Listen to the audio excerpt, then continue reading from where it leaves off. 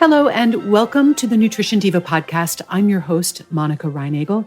And today's episode, like so many of our episodes, was suggested by an email from a listener. Judy wrote to me in response to my recent episode on sodium supplements. If you missed that one, some influencers claim that the current recommended intake for sodium is actually too low and that we might be healthier if we got more sodium, not less. Well, after listening to that episode, Judy wrote, I'd love for you to address the connection between sodium intake and osteoporosis.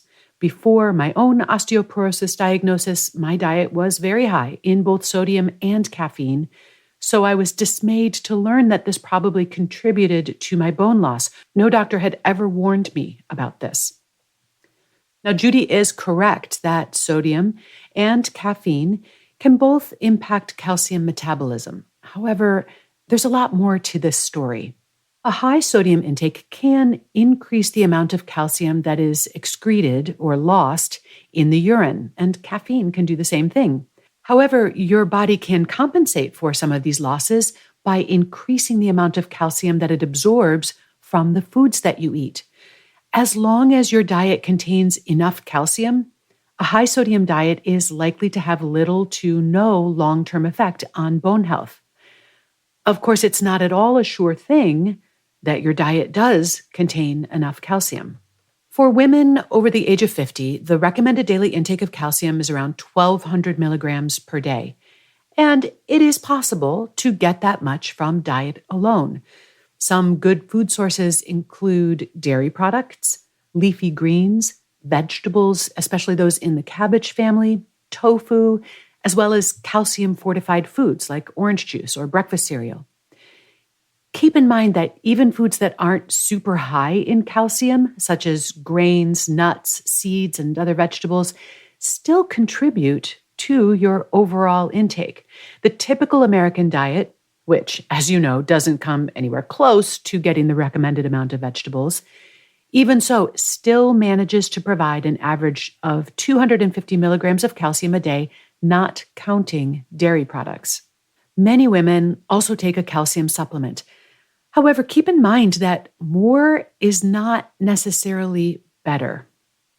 Unfortunately, we can't make up for the calcium that we didn't get earlier in life by taking more now. And when we load up our body with a lot more calcium than it can actually absorb, it can have some unintended consequences. There have been studies linking high-dose calcium supplementation with an increased risk of heart attacks or kidney stones, for example. For this reason, I recommend taking only as much calcium in a supplement as you need to close the gap between the recommended amount and your typical dietary intake. To get a rough estimate of how much calcium you're getting from foods, start with 250 milligrams as your baseline, and then add 250 milligrams for each serving of dairy, canned fish, tofu, Chinese cabbage, or fortified orange juice. Give yourself another 100 milligrams for any other cabbage family vegetables that you might eat. And it's not important that you get exactly the recommended amount of calcium every single day. If it's averaging out to your recommended intake, you're probably getting all the calcium you need.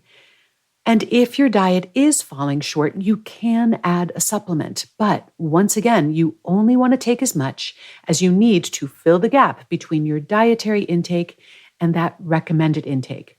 So if you're averaging 750 milligrams of calcium every day, there's no need to take 1,000 or 2,000 milligrams of supplemental calcium. A 500 milligram supplement would do the trick. Of course, calcium is not the only nutrient that you need for strong bones. In particular, vitamins D and K are critical to strengthening bones. Vitamin D is actually more like a hormone than a nutrient, and one of its key jobs is helping your body absorb and use the calcium that you take in. Your body makes its own vitamin D when your skin is exposed to sunlight. Unfortunately, what with clothes and roofs and sunscreen, we don't get as much sun on our skin as we used to. And you can also get vitamin D from fish and from milk or soy milk that has vitamin D added to it. Vitamin K, on the other hand, is found in vegetables like spinach, kale, broccoli, and Brussels sprouts. Now, notice anything here? Many of the vegetables that I just listed that are high in vitamin K are also high in calcium. And that might explain the following mystery. Researchers noticed that people whose diets are high in vitamin K have much lower incidence of bone fractures as they get older than people whose diets are low in vitamin K. Aha, they thought, vitamin K prevents osteoporosis. And then later, we were disappointed to find that taking vitamin K supplements had no effect on fracture risk. But the folks with strong bones weren't taking vitamin K supplements. They were eating foods that are rich in vitamin K. And it just so happens that many of these foods are also rich in calcium, magnesium, potassium, and other bone-building nutrients. When it comes to building strong bones, even protein and fiber play a critical role. In other words, single nutrients do not prevent bone loss, but a nutrient-rich diet does. And finally, lifestyle factors also play a crucial role. Regular weight-bearing exercises, such as walking or jogging, as well as strength training, all help to keep those bones strong. And by the same token, sodium or caffeine don't cause osteoporosis all by themselves. However, if you're not getting the nutrients needed to maintain strong bones, these compounds can make a bad situation a bit worse. And because I know that bone health is such a pressing concern for so many of my listeners, I am teaming up with physical therapist Joanne Fagerstrom to offer a special bone health workshop on April 13th of this year, 2024. Joanne specializes in osteoporosis prevention and management. And in this workshop, we're going to talk about, and then we're actually going to do, the types of exercise that are best for strengthening bones. We're going to be talking about the nutritional considerations, and we will leave plenty of time for your questions because I know you've got them. And if that sounds like something that you or anyone you know might be interested in, you can find out more and register at nutritionovereasy.com/healthybones. That's nutritionovereasy.com/healthybones for our April 13th Bone Health Workshop. If you have a question on another topic that you'd like me to answer, you can email me at nutrition@quickanddirtytips.com. You can also leave me a message at 443-961-6206.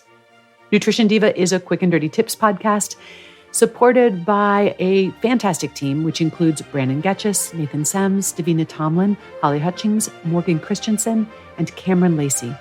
That's all for this episode. Thanks for listening. I'll see you next week.